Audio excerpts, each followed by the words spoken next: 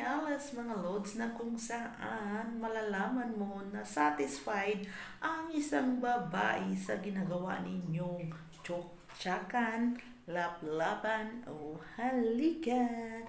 So itong mga lods na tips na sasabihin ko ay with my own experience.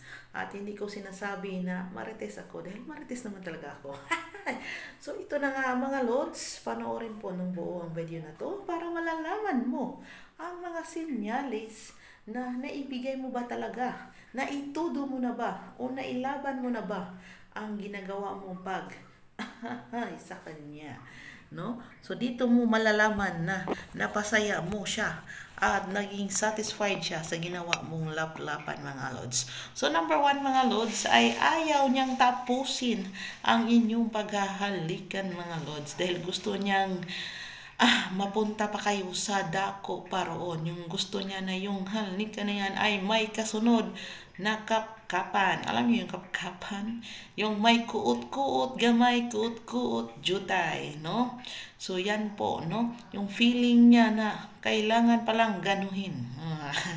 So number 2 mga lods ay ito yung sinasabi na nagre-react siya sa bawat badantay, sa bawat pagkibot, sa bawat bapagalaw ng inyong labi ay nagre-react yung babae, no? Paano siya nagre-react? Ay kumakapyot. Alam niyo kumakapyot? Yung parang humahawak din siya sa yung balikat or yumayapos siya sa iyo ng mahigpit. Gusto niya na hindi mo siya mabitaw-bitawan, no? Huwag mo siyang bitawan, no? Yan po yung pangalawang sign na naibigay mo na na-satisfied siya sa ginagawa mong paglaplapan sa kanya, no? So number 3 mga lods, ito yung sinasabi natin na halik pa lang napapaungol mo na siya, no?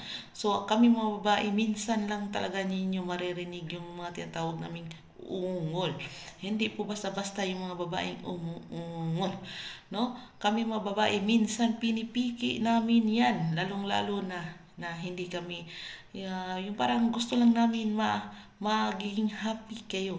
Pero pag nalaman ninyo, naramdaman ninyo na halik pa lang ungol na ang babae, so meaning thumbs up, satisfied, go, go, go. Grabe, naibigay mo sa kanya yung gusto niya, naparating mo sa kanya yung gusto niya, nakuha mo yung weakness niya, kung paano mo ginawa yung laplapan, tsakan. So, the best ka doon. So, marunong kang tinatawag nating L to L. Pero pag hindi ka marunong dyan, mga lods, ay nako po, ikis talaga. Hindi mo talaga maramdaman ang tinatawag nating ungol, no? So number 4 na malalaman natin na satisfied ang isang babae sa inyong pag-L to L ay tinatawag nating ayaw niyang huminto ka. Ayaw niyang pahintuin yung tinatawag nating